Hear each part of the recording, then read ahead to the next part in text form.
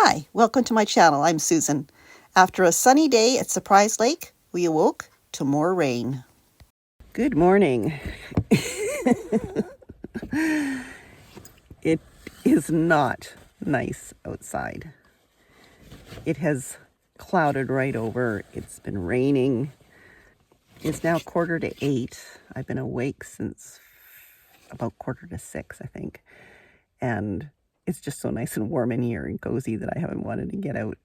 But I do need to get the dogs out to go pee, and I need to get up and go pee. And pretty sure the places in Atlin that sold coffee don't open until 10. So I hate the idea of getting out of the car and getting out into this yucky weather. But if I want a cup of coffee, I'm going to have to do that. So I'm going to get up, get out there and make coffee under the hatch of the car. Glad I didn't put up my tent yesterday. I was thinking of putting up my awning off the back of the car, but there didn't really seem to be any point in that. So I'm glad I didn't, because otherwise it would be now wet and I'd have to be packing it away wet. So I'm glad I didn't do that. But we're going to get up and get going, make some coffee, and probably head back into Atlin, because sitting around here, even though it's absolutely beautiful here, it's yucky. So I'm just not having much luck with the weather again this trip. Last year, the first part of my trip wasn't too bad as far as weather goes. And this trip is turning out to be something of the same. Car camping in lousy weather is very different from car camping in lovely weather. I've gotten dressed, but I haven't done anything else yet. I managed to find my raincoat at least. So I'm in the process of making coffee on the picnic table. I'm also washing out my travel mugs with some water and vinegar to clean them up. And I'm going to fill both of them up so that I have 2 cups of coffee to tide me over until the coffee shop in Atlin opens up. I should be able to survive on 2. For anyone who does any kind of camping, and I use this at the cabin as well, I found that it really saves me on dishes. You spray the vinegar into the cup, around the edges, or whatever you're washing. And these spray bottles are super cool. You can see that white thing inside there? They're pressurized, so when you pump it, it adds pressure to the inside of the bottle, which causes the spray to continue coming, so you don't have to keep on pumping. So if I go, I don't know if you can see this, but pump, yeah. It's kind of cool. My kettle is boiling, so I'm going to go and make my first cup of coffee. Because I didn't finish telling you how to clean your cups and stuff with vinegar, is I just spray the vinegar in here and then I wipe it all off. If you are a little bit nervous about the vinegary taste, it goes away. It doesn't stay there. You basically just wipe it all off. Sometimes I just let them drip dry, but the vinegar just cleans things, cuts the grease. Yeah, it doesn't even smell like vinegar. Anyway, I'm going to go make my first cup before my kettle boils away. Oh, I feel slightly more human now. I'm just waiting for the kettle to boil again so I can make the second cup. I could have boiled the water for both cups at the same time, but I would have had to wait longer for this cup. That's my reasoning. The dogs are out. Una is convinced there is something underneath the car. Gracie is underneath the car. For some reason she wanted to come out even though it's all wet, but she's been staying underneath the car. But Una was thinking there was something underneath the car even before Gracie went under there. So maybe there's a mouse or something, I don't know. And Freddie is being smart and lying under the picnic table to stay dry. Yeah, you're not as smart as Fred, but you're pretty cute. I had hoped that it was going to be a nice day today. So yeah, huskies talk a lot, just like their moms. I was hoping that today was going to be a nice day so I could haul everything out of the car and clean everything up. I'm still missing my rechargeable flat iron. I don't know where the heck that is. I'm hoping it hasn't fallen out of the car somewhere. It's got to be somewhere. I have only used it in the car. So that's not going to happen. My bed is still deflating overnight. I filled it up really, really full last night. And by the time I got into the car and was sitting on it, I realized my butt was already touching the floor. So it's sounds like it's probably a fairly big leak. I don't know. I can't hear anything hissing while I'm sleeping. I wish I'd brought my sofa cushions. They are so much more comfortable. So this is going to be a lesson to me. Do not bring inflatable beds. Una's figured it out. She's got underneath the picnic table too. I have covers that I put over my bed, so when the dogs get in, they're not getting dirt or wet all over my bed. So I've already put that out. This not having that big box is really, really making a big difference in my organization.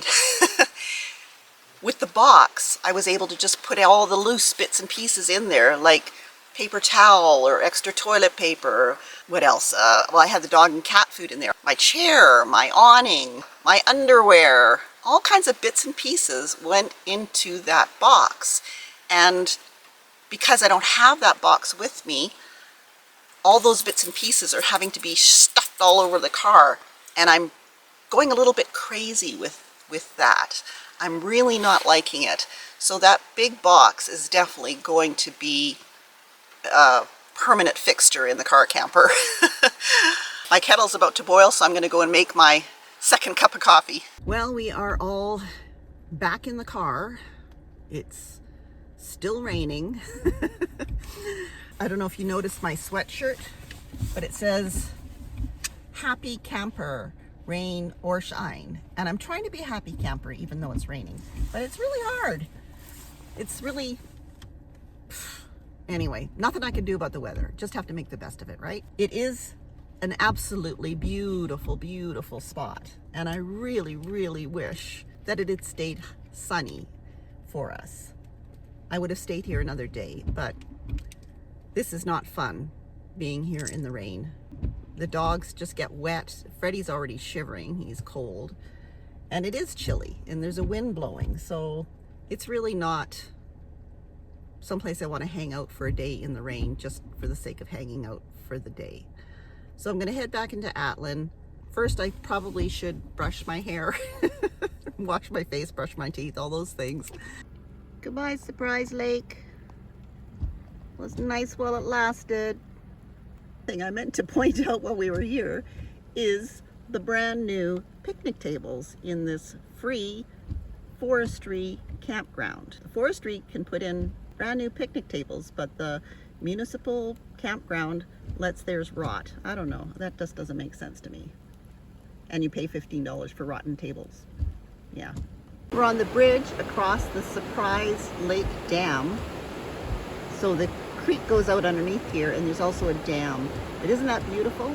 Even in this lousy weather, it's so pretty. So I just stopped here at a little rest area pullout that has garbage cans, so I can put my garbage into it. And it's right where the road goes from paved to gravel on the road out to Surprise Lake. It's actually Surprise Lake Road. I can hear water. How gross. There's a dead fish in the garbage and it stinks. Can you hear that?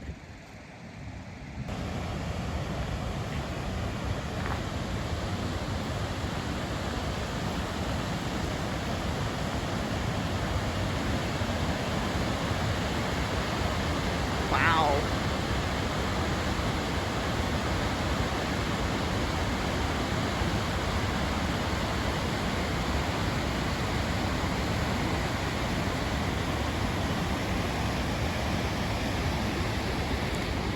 See that channel down there? Really narrow.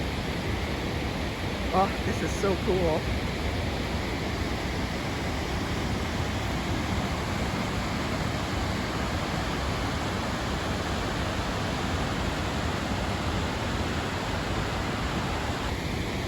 See where people have climbed down there.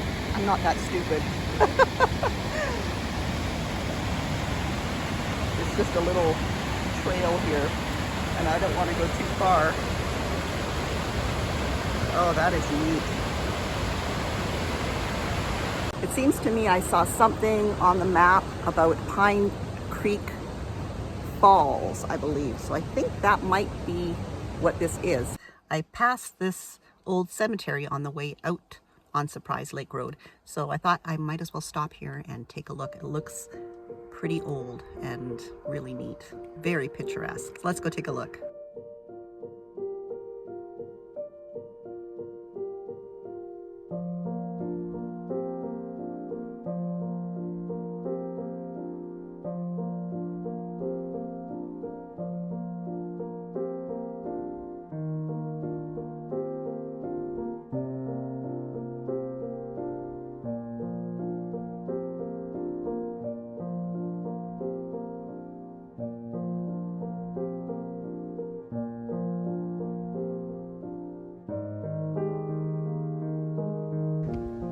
What a beautiful cemetery. It's been left to kind of just go back to nature, I guess. It's not mowed or anything, but yeah, really pretty. This is the grave of John Elmwood Simons, I think that's an S at the end, who was African. I think that's what that means. Right here, it says African. And it says he died February 8th, 1911, aged, I think that says 51 years because the 1 is kind of missing from right there. But it also says he froze to death. That's interesting.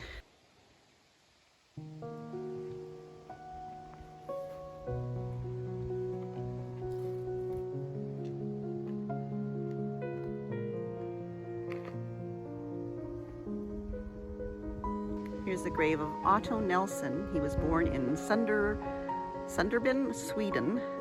Sweden spelt with 2 E's there. That's interesting. He was only 27 years old. He died September 5th, 1918.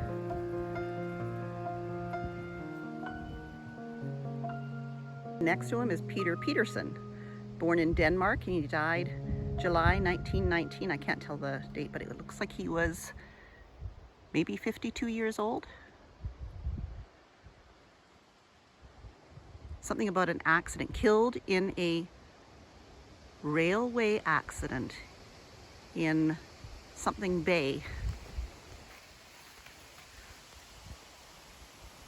Killed in a railway accident.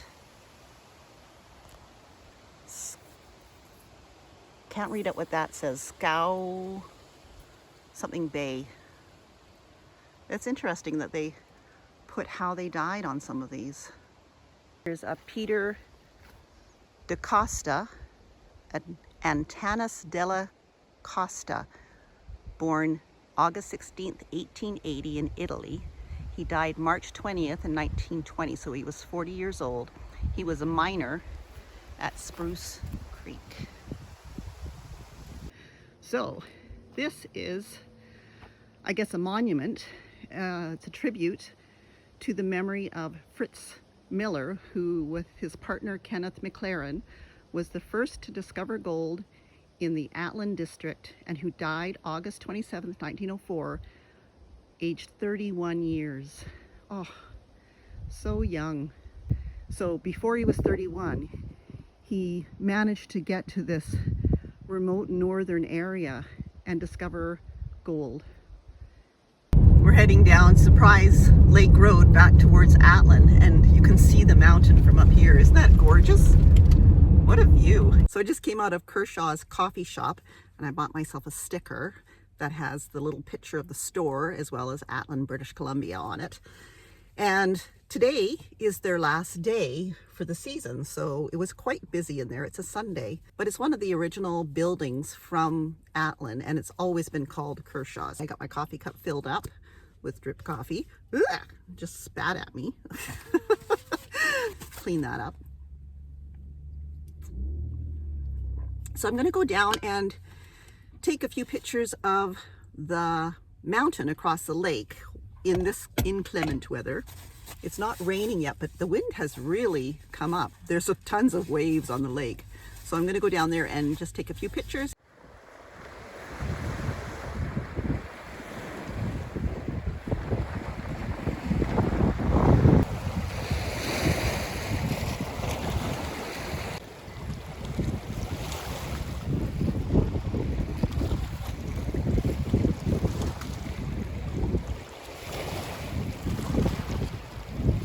decided to treat myself to some poutine.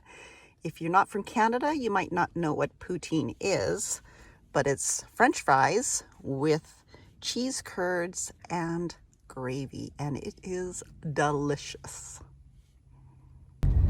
So I sat and used the free Wi-Fi at the BC Services building, ate my poutine, drank my coffee, and that's the seatbelt thing going off because my cooler is sitting on the passenger seat and I forgot to do up the seatbelt.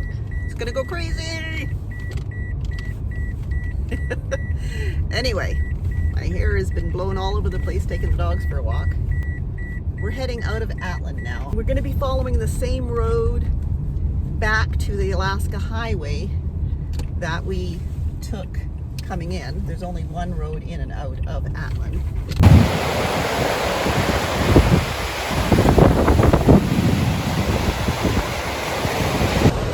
I wasn't actually planning to stop here, but it was such a pretty rest area when we came in that I figured it was worth one more stop. I don't know if I will be back to Atlin anytime soon. It's been, I think, 23 years since I was last there. And I hope it's not another 23 before I get back, because it really is a very unique, beautiful spot. And the town itself, the people are really friendly.